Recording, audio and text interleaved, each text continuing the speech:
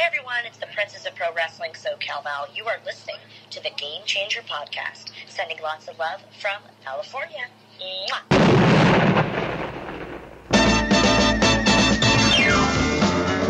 Wonder Woman, Wonder Woman.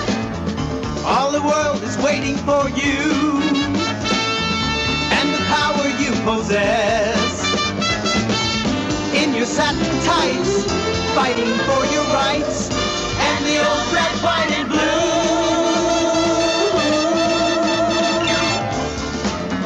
Wonder Woman, Wonder Woman. Now the world is ready for you and the wonders you can do. Make a honking dove, stop a war with love, make a liar tell it true.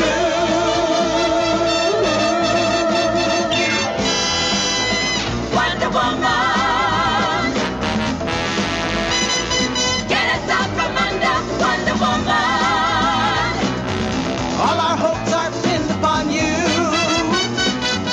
and the magic that you do. Stop a bullet cold, make the axis fold, change their mind and change the world.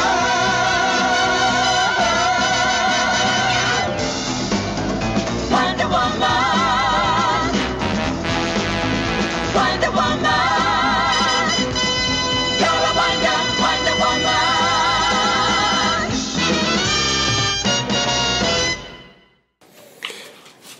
Yeah, take a guess what we're talking about today. Welcome, ladies and gentlemen, to the Game Changer Podcast. I am indeed NateFNGreat, the game changer of this podcasting world.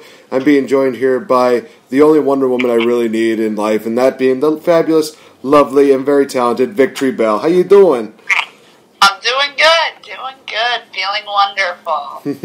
There's going to be a lot of Wonder Woman puns in here, just fair warning. Yeah, we're talking Wonder Woman for this one, and honestly, this came about because obviously, last episode we talked about the DC Universe streaming service, and thought it might be kind of cool to just create some kind of episode where we actually take one of the best superheroes, of course, being Wonder Woman, and just kind of incorporate into a full-fledged episode. Now, some people might say, well, haven't you done an episode like this already? We've only done the Wonder Woman movie review. I think in all the years that we've probably done this, I think we've only done like a Wonder Woman review. We've talked briefly about it, but kind of going a little more in-depth with this and also kind of see how Wonder Woman has kind of evolved over cinema as well as over film, TV, everything like that. So, yeah, this is going to be a very interesting podcast, so definitely, if you are a Wonder Woman fan, you'll definitely enjoy this. Starting off with one of the movies from the Wonder Woman vault, that being the one from 1974 featuring Kathy Lee Crosby as Wonder Woman. I'm not going to lie to you guys, I have yet to finish this movie, and I don't think I'm going to finish this movie. This is one of those early examples where I think that they were more focused on, the person of Wonder Woman, and they kind of did this deal where it just was almost like you have to kind of assume that you know what the story's kind of about. They don't really present it that much. I think they present it like in the first couple of minutes or something like that, but then they just go right into like, oh, this happens years later, and Steve Trevor and Diana Prince are somehow working well together and stuff like that. They never really kind of transition into that, but that obviously changes as this goes by. But this is one of the first early examples of Wonder Woman on the, I guess, the big screen, we can call it. I don't think it really ages too well because it's kind of one of those things where it has the cheesy fight scenes. It also has some cheesy moments. Like, one moment on there was I don't know if it was like a black mamba or what it was, but she had like the snake wrapped around her ankle. She calls room service to get like a bowl of milk brought to her room, and somehow that made the snake go away. It's just one of those things where it's like, well, this doesn't make any sense. But then again, it's 1974, so I guess whatever, I guess. So this was probably like the least Wonder Woman movie that I look at and I thought, well, this was a thing. So not really one of those people that's going to be like, saying, "Oh, this is a great movie that will introduce you to Wonder Woman." It's like, yeah, if you want a different perspective, I mean, you could definitely look at this. I mean, we don't even see Wonder Woman in her attire, and I'm already like almost like 3/4 of the way through the movie. So it's kind of like, yeah, it's kind of one of those things like, well, this was a thing. Okay, then. So, nothing against the actors. It's just one of those things where it's like, this is just not one of those movies I think that really personifies what Wonder Woman was in terms of, commitment to the comics and everything like that.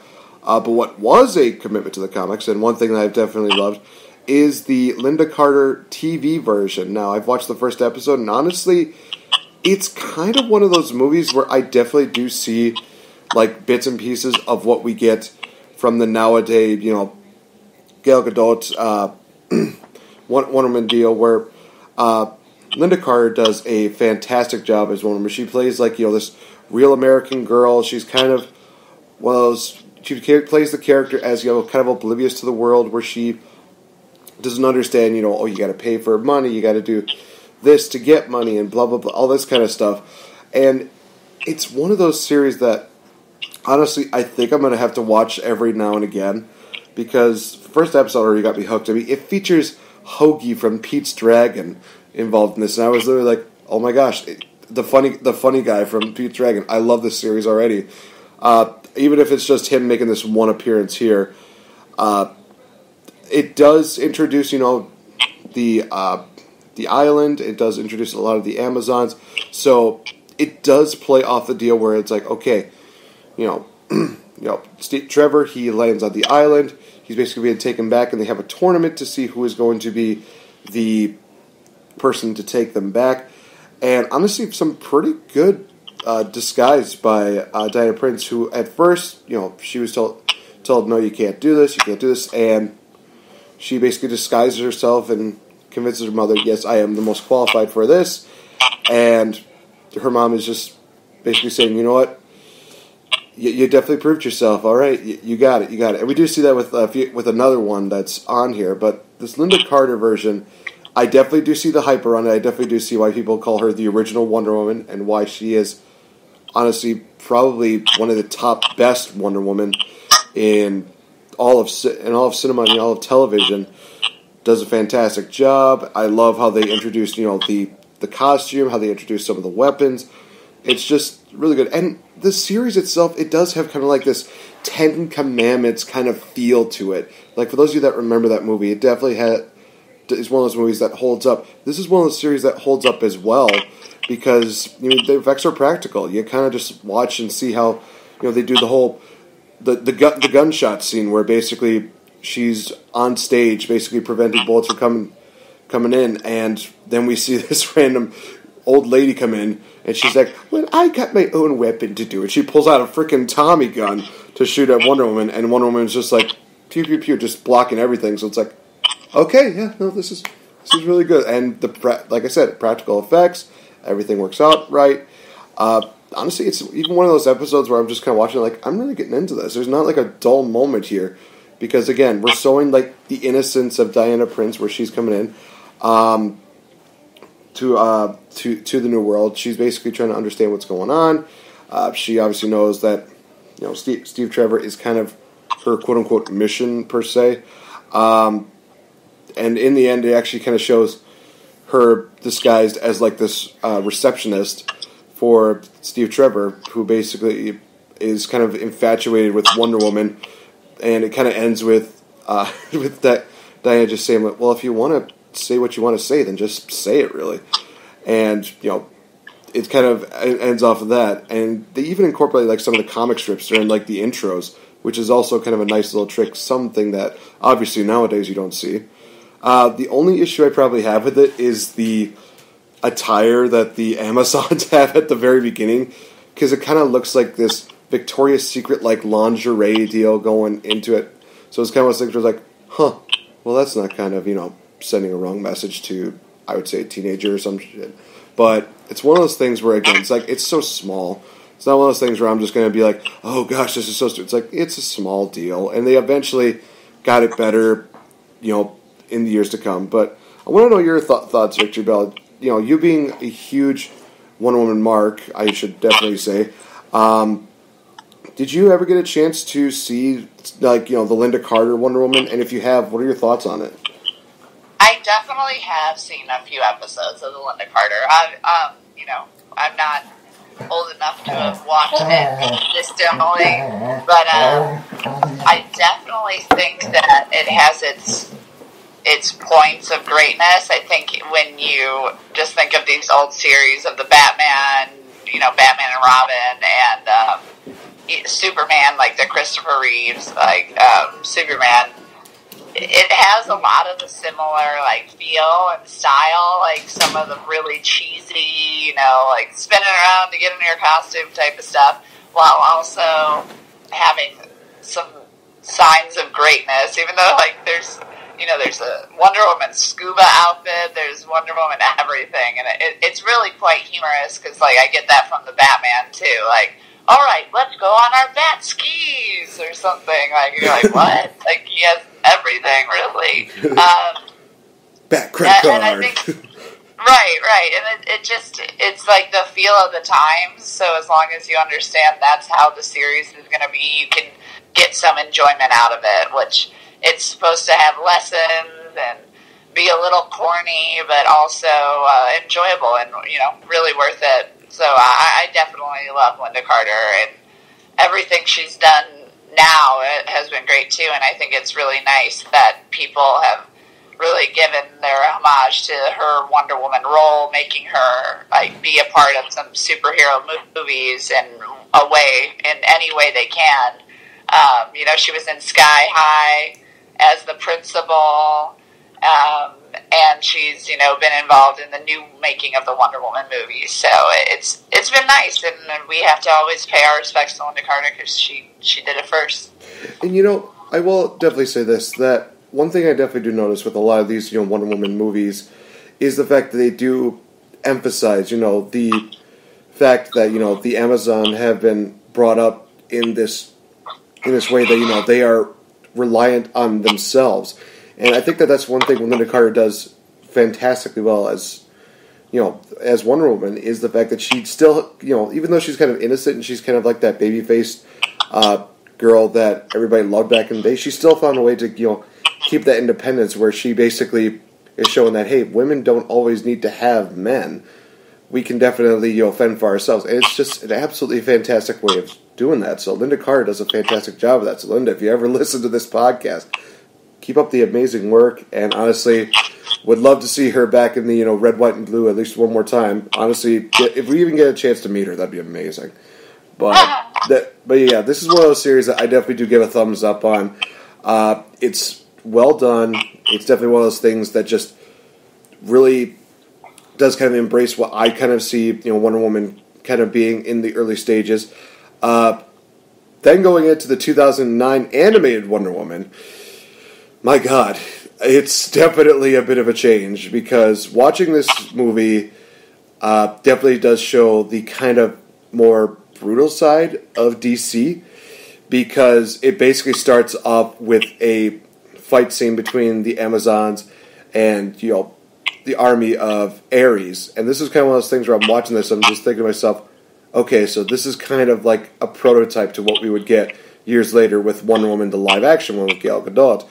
And, yeah, honestly, it was one of those things where it definitely had a lot of gory moments. It definitely had a bit of some sensual moments. You definitely do see Steve Trevor kind of a little more fleshed out, I think, than maybe the other series. I mean, I've only seen the first episode of the Linda Carter version, so obviously he'll get fleshed out. He'll get more time, as time goes on. But this one, it kind of shows him a little bit of being oh my gosh, I definitely will talk about one scene that's really funny, because I feel like they incorporate that in Justice League. But it's one of those situations where you see Steve Trevor have a little bit of a comedic side, and I do apologize for the dogs in the background. They are just rambunctious as ever. But, yeah, honestly, again, it's cartoon logic. It's one of those things where you do see a little bit more of the gore. You do see a little bit more of the brutality. Again, they keep strong in the whole, Amazons are very independent, and Amazons are very strong. and they can definitely handle their own. The whole Diana Prince, winning the tournament goes involved into this. I will also say this, that one thing I forgot to mention about the Linda Carter version is that we do actually get introduced to the Invisible Jet deal, which I don't think we've been introduced in the... I don't think have they done that with any of the movies as of late for Wonder Woman? Have they even introduced that, or is it just one of those things where, hey, she can fly, she doesn't need an invisible jet? I think it's... Yeah, they're not for sure if they should give her an invisible jet because she doesn't necessarily need it. But it's, it's been fooled around with and joked around with a little bit each time. But I don't think Gal Gadot has an invisible jet yet, and I hope she doesn't get one. I agree with, with the cartoons. Let's not give her one. I mean, it's one of those things that I could see somebody like Bruce Wayne. That's what I was going to say. I could see somebody like a Bruce Wayne maybe giving that to her because it makes sense. He's a billionaire. He can afford this kind of stuff. But it's not one of those things where it's, just like, hey, here's an invisible jet for you. Have fun with it. It's just one of those things where it's just, it was just kind of there for, like, I guess, comical effect in a way. With the going back to the cartoon movie, I definitely do like the fact that again they still keep true to the story. Like I said, the whole tournament deal. One of the Amazons turns out to fall in love with Ares, which I thought was an interesting twist. I was kind of like, oh geez, this is going to be a bit of a deal when they kind of connect it. And it's one of those things where during the final battle, she kind of makes a comment where it's weirdly bizarre how much sense it makes that she does this. So basically, Ares has these, has these things on his wrists where he basically has to get them off in order to get his powers back. But the only people that can do that, take the bands off, is a god. And who does he go to? Well, his uncle Hades, apparently. Yes, and his father is Zeus, which I thought, oh, okay, this was kind of interesting. They're adding Greek mythology to this. My God, this is going to be very interesting how they do this. They only introduced that primarily in the beginning. A lot of the gods don't really make much of an appearance, except for Hades later on. During the movie, we see Diana Prince getting introduced to some of the attributes. She actually even gets she actually has a sit-down, one-on-one with a little girl who is so upset that she's not able to, play sword fight with a couple of the guys. And she's basically teaching this little girl that, oh, well, they're doing this sword fighting all wrong. Here's how you would win it. And it's like, oh my gosh, she's literally going to teach this little girl how to kill little boys by this movie. But in all honest, it's one of those things where it's funny. It's funny enough to just enjoy it. We also find out in this movie that Amazons can hold their alcohol, and that was really funny to see that, where she makes this comment to Trevor where she just says, Amazon can hold their liquor, and you're basically a lightweight. And I'm just like, oh, snap. She basically called out this guy, and I'm loving it. You definitely did see, as time went on, she kind of opened up a bit more, but she was still keeping that strong composure. She was still keeping that stance, while Steve Trevor, he's just starting to get all hunched over and just being like, you haven't read this book. It's really good. Just one of those things where it's just so comical. We, again, see the battle sequence between Wonder Woman and Ares. We even get some of the Amazons getting involved in this as well. There comes a point where Ares actually brings back the dead, which honestly is one of the most surreal moments I think I've ever seen. Just seeing a bunch of undead Amazons that have died in the past. And they even show this deal where if one dies, they get brought back into Ares' armies, to which I'm just thinking, oh gosh. So literally it's like a cycle of the army just growing bigger and bigger. That's genius, actually. Why couldn't we have gotten that with some of these movies? If we get this in in Wonder Woman 84, honestly, that would be amazing. But the movie ends with Diana Prince decapitating Ares.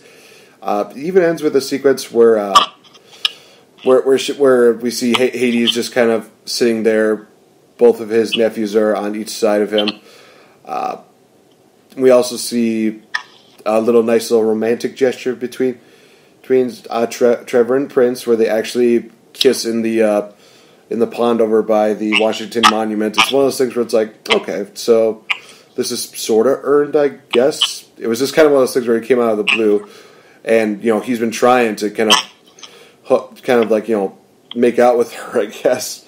Some of the comments that he makes while he's caught in the lasso of truth, where he just, it's one of those things where it's like, what are you doing, dude? Where that, he basically reveals who he is, why he's there, and it's just so funny because all throughout this deal, the running joke is that he says, "Aw, crap," and they're just like, what is this crap that you speak of? And he's just like, it's another word for deferment, and it's just kind of the running deal where he says it again, and Diana's just like, don't say that to me again. And then she's about to get knocked down by Ares, and she goes, oh, crap. So, we see that building joke. It's like, okay, that's funny. That's a nice little nugget in there.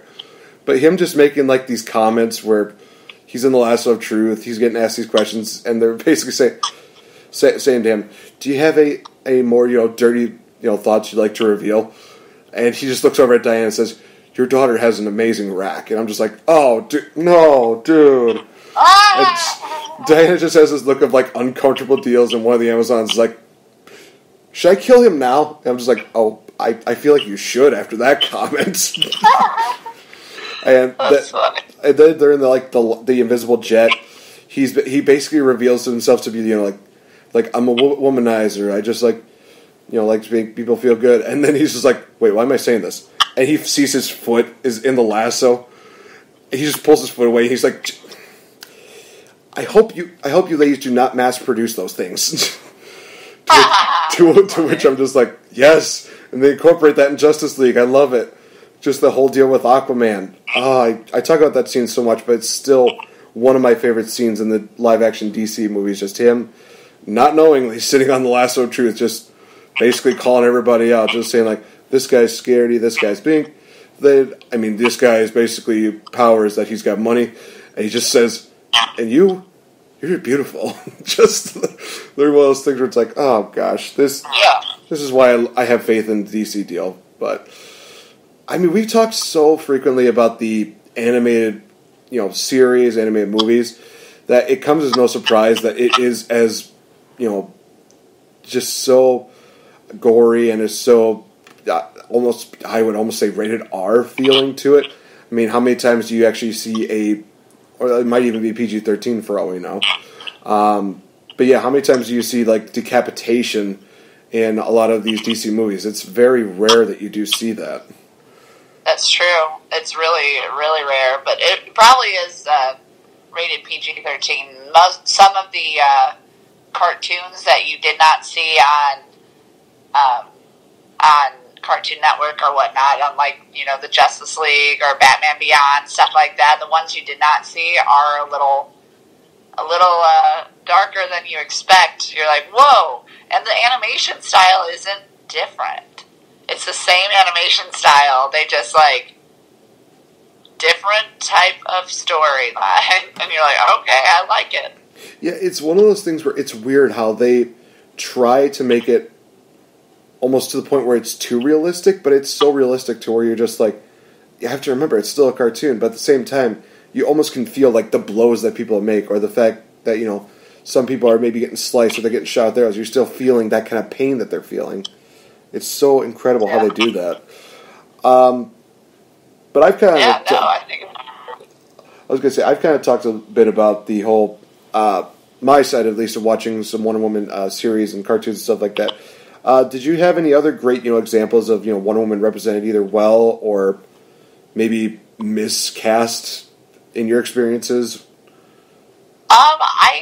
I really appreciate the Justice League Wonder Woman. I think it's the same animation style of the 2009 episodes that you were talking about. That the initial, like, here's Wonder Woman. I mean, she started in the Justice League a lot earlier, and that was kind of the first time I feel like she was really, really known as one of the big three. Is like, okay, here's Batman. We've seen Batman series. Here's Superman. We've seen Superman series, and there was never a Wonder Woman series, but then she's such a big part of the, you know, that hit series, the Justice League, with Martian Manhunter and Hawkgirl, and the Green Lantern. And it was just awesome to see them all come together. And it was like, as a child, that's the first time I got really introduced to her, was that cartoon. And to this day, like, when you watched it, I still think it's great. I think it's interesting. There's no Steve Trevor, so you don't really get that background story that you would like of her. You know, you get to go to Themyscira a few times and see the Amazon, stuff like that, but they kind of give her a romantic relationship with Batman, so, which is interesting. You're like, that can't be healthy. But in general, I think it was really good to be introduced. Did you ever watch the Justice League? That is definitely on my list, but I've seen bits and pieces of, like, the animated series. So I definitely do agree with you that it really does have that kind of same animation style as the 2009 movie.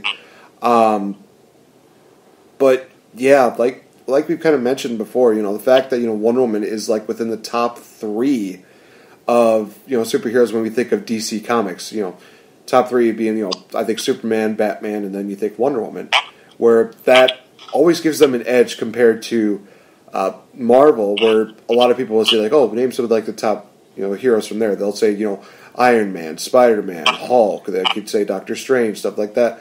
You really don't really get too much, you know, women presence until I think the latter. Which, you know, it's really sad to say that, you know, Captain Marvel, Ms. Marvel, they're kind of so low down there compared to what DC comes up with. And I really appreciate the fact that DC, you know, took a chance and they decided to put their faith on, you know, a female superhero, and it's definitely something that, you know, everybody has come to appreciate. Whether it is, you know, the random, you know, red and gold top and the Star Spangled Banner bottoms from like 1974, all the way to the nowadays Gal Gadot, you know, Wonder Woman deal, which you barely even see that, but you do see the same colors. Just you don't see like the sparkly stars that you would see on there. She is taken more of like a serious character, so it's kind of really cool to see that evolution go from, you know, a little bit of a comedic deal to her being one of the best things that they have created in the modern day and age. I don't know if you had anything more to add on to that, but... Oh, no, I think that's great. I would just like to see, you know, that Justice League reflected in a new Justice League. My questions with DC are just where are they going with their movies, because we really don't know what they're going to do because of all the issues they've had. I mean, they had to recast Batman. They probably are recasting Superman. So I would only assume they'd be recasting Wonder Woman. They might not. I mean, Gal Gadot has been doing a really good job, but it would just... I almost think they'd have to if they recasted everybody else. It would be weird that she's still there. But I also could be wrong. Like, maybe it's not weird for people. I don't know. Well, how do you feel about that? If they recast the whole Justice League, I mean, you kind of, like, just... You've seen a little bit of the live action on DC Universe, but they have, you know, a new Cyborg in there.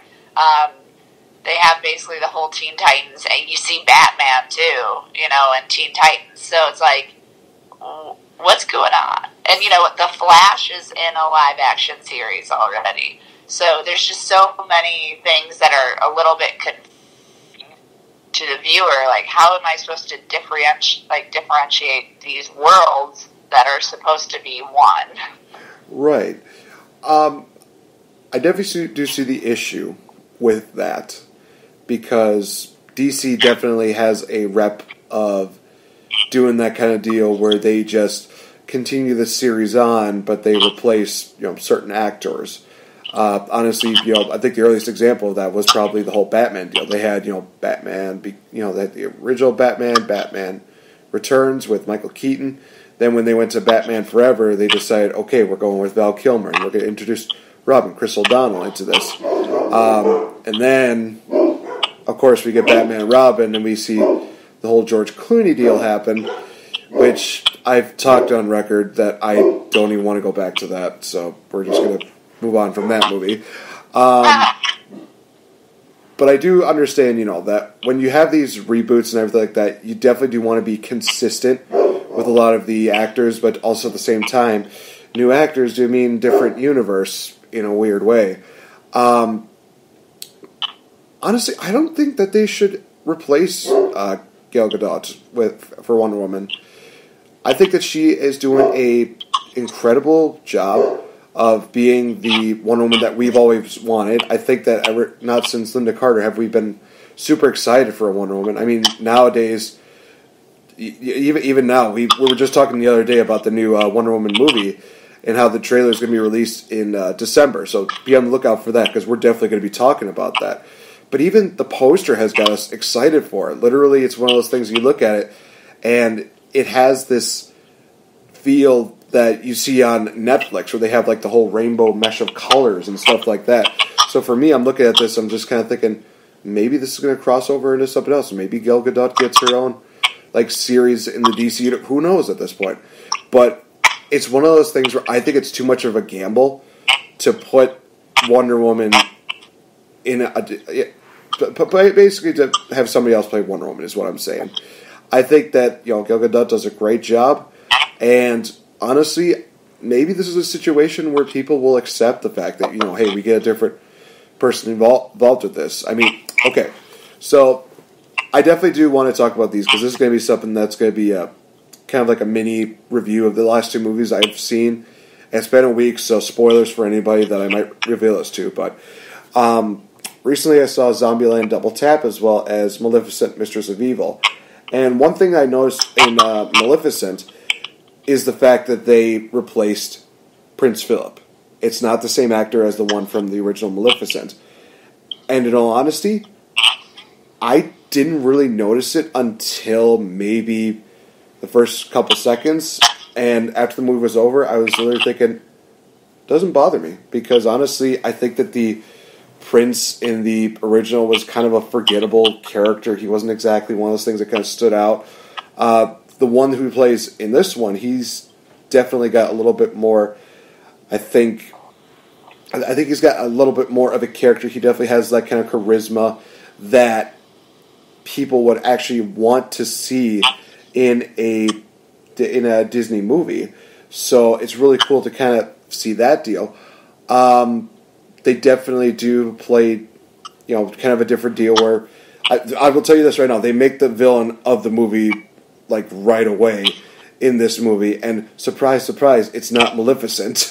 I mean, but it's one of those things where, again, they do these different castings, and sometimes it works out for the better. I think that for Maleficent, they recasted Prince Philip. I think it was for the better, because you at least got a prince that at least is good. I think even throughout the years, the prince is just kind of one of those forgettable characters, because Sleeping Beauty is kind of the focal point of that. Or in this case, it's Maleficent, which they do a fantastic job for that. So I think that, to make this full circle, to have somebody else, even just some random person, even if you put some well-known star in the role of Wonder Woman, other than Gal Gadot, I think would be a huge mistake, because they've already invested so much into her right now. They've had her do these appearances, and I think that right now, when people think of, when you hear the name Wonder Woman, who comes to mind? Linda Carter, Gal Gadot. So I think it's just one of those things where they're too deep in that deal, where it's it's too late for them to kind of change up who Wonder Woman is in this point of the game. Okay, yeah. I mean, I could definitely see them sticking with her, just because, like you said, she does have a pretty pivotal role, and I mean, they're doing it in other series too. You know, Suicide Squad definitely is having a ton of changes done to it, but who's staying consistent? Harley Quinn. You know, we're still getting our Harley Quinn back, which I'm missing the name. Margot Robbie. She's staying with it, and you know, she's also being a part of Birds of Prey, which we saw that trailer, and that looks very interesting. There has been rumors that the Joker was going to appear, but then it was told that no, Jared Leto's Joker will not be there, which is great. I'm interested in the fact that DC has made some really poor choices in one way or the other of either casting or how they're going to tell this story, or the contracts of the actors being, I mean, going with someone with an insurance cost of Ben Affleck was just, like, when you review that, you're like, how was that approved? Like, who did that? But then you see them, like, went with Gal Gadot, and we're like, this is interesting, and she turned out to be great. She didn't have any insurance issues in the first place, you know? Like, this was a woman who was very prestigious in acting before she even got this. And Ben Affleck is a guy who's been in and out of rehab, cheated on his wife type of stuff. So you're like, why? Why'd you do that? And then we're having this Aquaman that is rumoring to his next, you know, film he says is going to be the biggest film ever, like, that he's ever done. And we're like, okay, let's see. Let's see. So it's just, I wouldn't want him to change Gale. I would love to keep her in the Wonder Woman invisible jet driving seat. But maybe she has like a bad dream, and that's one of the things that they incorporate is that she was like, I was dreaming I was flying in the air, but there was no controls or anything like that. And Aquaman maybe just says, like, that was probably from the bad tuna. Just something. Yeah, something like that.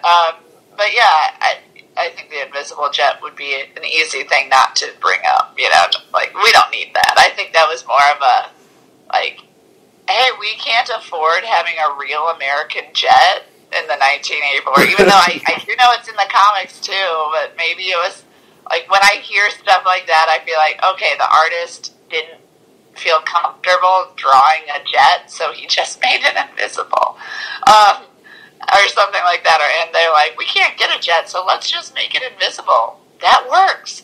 I know. And then it's like, oh wow, okay. But yeah, I think that if they keep her, awesome.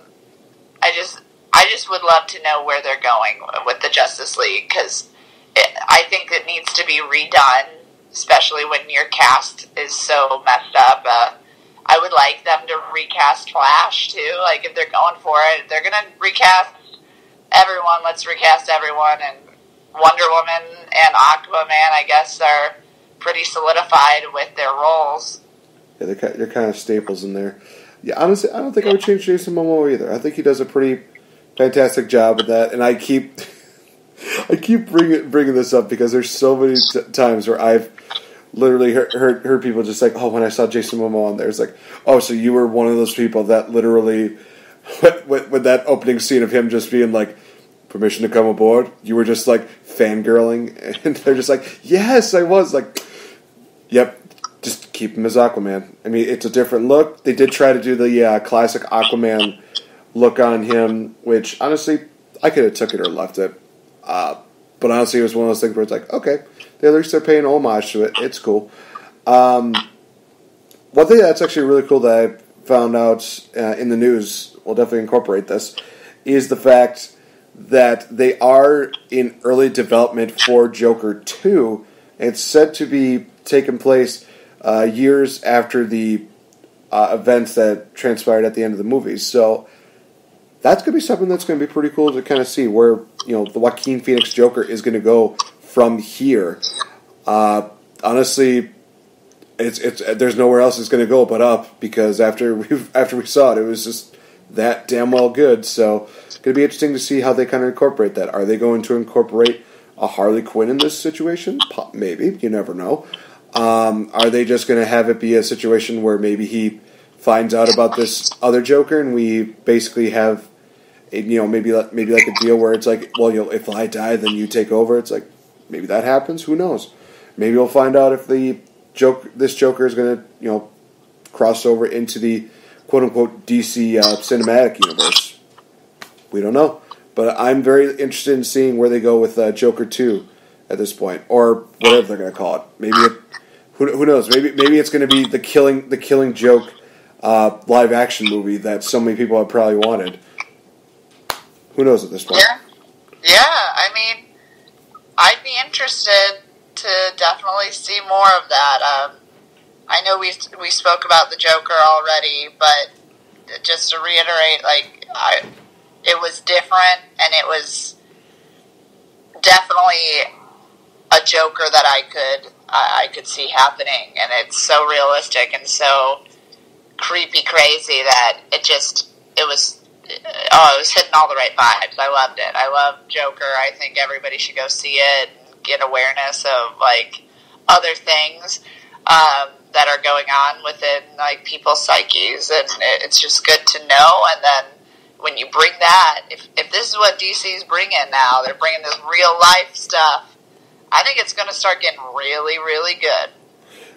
Definitely. I did want to hit one more thing when I talked about the whole trailer for Wonder Woman 84 being dropped in December. I'm actually going to get the reports on that in just a minute. But I did want to talk briefly about Zombieland Double Tap. I said this.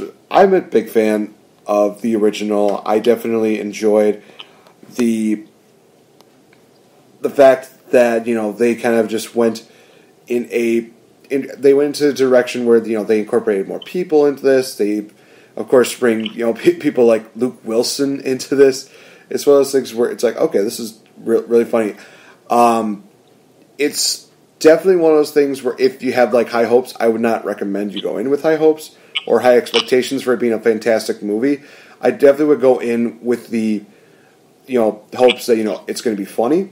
It's going to be definitely one of those movies that's going to be all over the place, and it's going to be one of those deals that people are going to have hit and miss jokes. There were some jokes that I was laughing at. Some people were being very quiet about. There were some moments where I was quiet and people were laughing at. So it is one of those movies that it kind of does bring people into this. And I will also say this to the person that was talking like a complete jerk during the movie. I just remember thinking to myself, "Oh gosh, I'm going to be that person that that ends up going to the management and saying, 'Hey, this person's talking,'" but thankfully they, in fact, shut up. All right, but I will also say this, that it's one of those movies that does have some of probably the best lines of the year. One line that they did that definitely was a callback to the original was somebody basically say, "You don't want to get married," and people are like, "What? Well, you don't want to get married, like Bill Murray." And I literally was covering my mouth because I was trying so hard not to laugh and not to scream, because I was literally thinking to myself, "Oh my god, they did a comment about Bill Murray during this movie. Oh my god, that's amazing. I love this callback," but at the same time, they're making it a verb now. They're making Bill Murray a verb at this point. That's amazing. It was one of those moments where like I said, just what the hell. It is kind of like one of those what the hell kind of movies, but it's very enjoyable. I gave it 4 out of 5 stars. Very, very great. I gave Maleficent a 3.5 out of 5, mainly because of the fact that I enjoyed the whole Zombieland deal. I enjoyed the whole nostalgic feels going into it. They had some really funny moments. Maleficent, I think it had some pretty entertaining moments, but it also kind of was one of the movies that kind of just dragged at certain points. I think that they did a little deal where they did Maleficent backstory involved with this, like where she came from, everything like that. It's fine. It's not one of those things where I'm just going to be like, it's completely unnecessary. It's like, no, it has its moments where it makes a lot of sense. It does tie into the entire movie, but it's not one of those things where I'm like, oh, I needed to know this. It's like, no, it's kind of an interesting deal. That's fine. So, for those of you that are Maleficent fans, I'm sorry for disappointing you. And I know that I already told my co-host kind of a little bit about, what went down with this movie. So hopefully I don't spoil it too much for you. But I still hope that you enjoy it as much as I did. Awesome. Yeah, I'm excited to go see it. So, I'm going to be excited for reasons of can't wait to see the costumes, can't wait to see all the different characters that they bring out in this, and like the guardian, like the angel-like creatures that are there are definitely something I'm going to be really intrigued with seeing, so I'm excited. Definitely. Okay, so I do have the info about the Wonder Woman 84 trailer. It's actually going to be released at the CCXP, the Comic-Con Experience in Brazil, on December 8th. So for those of you that are curious as to when we can expect, the Wonder Woman trailer to drop, look out in December 8th, early December. Definitely be on the lookout for that. I'm very interested in seeing, how they incorporate, all the characters, where Wonder Woman is going, kind of after Justice League, and also seeing, new characters that we were kind of worried about. Maybe they're going to be great. Maybe they're going to be trash. We'll find out, come next year, 2020. So, guys, Wonder Woman 84, like I said, trailer in December, release 2020 of next year. I think it's in the summer of 2020, if I'm not mistaken, because I think I remember correctly. Birds of Prey is in February, and then they dropped the whole Wonder Woman 84 in December. So DC is starting to pick up some speed now. That's really kind of cool to see, and I think that Marvel is actually realizing, okay, we got this Disney Plus deal, we got to focus a bit on that, but we also have to focus on movies. Let's hold back on the movies and focus more on the streaming deal, so that way Disney doesn't, get mad at us. That's the way I see it. Don't make the mouse mad, I guess is the moral of this story. Honestly, I think that's a really good way to kind of end this episode. So guys, be sure if you get a chance, check out the amazing Wonder Woman cosplays that my co-host has done over years in cosplaying at events. It's really one of those things that I enjoy, the fact that people have seen and have appreciated. Anybody who does Wonder Woman cosplays, I'll definitely say you guys do a fantastic job. Keep up the amazing work. And honestly, just keep supporting cosplay, keep supporting movies. Just, it's fantastic. So guys, that is going to wrap it up for this edition. Check out my co-host on our Facebook fan page. Leave some likes, leave some comments, be respectful, of course.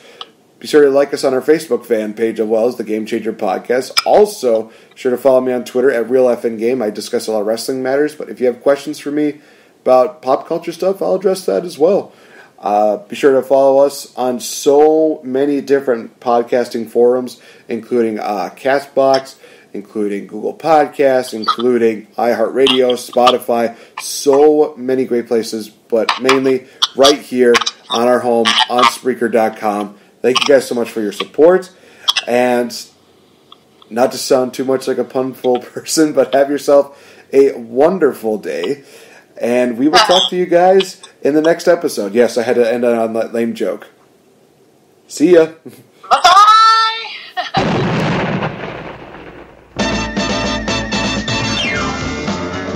Wonder Woman, Wonder Woman.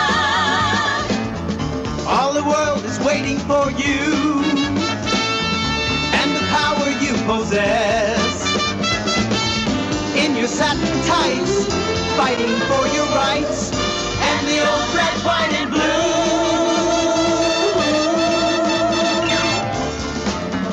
Wonder Woman,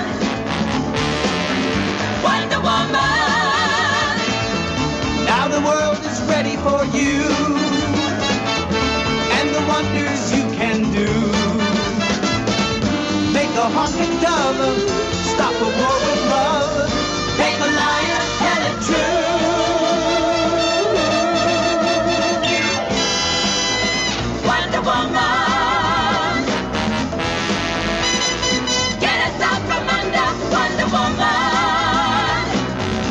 while our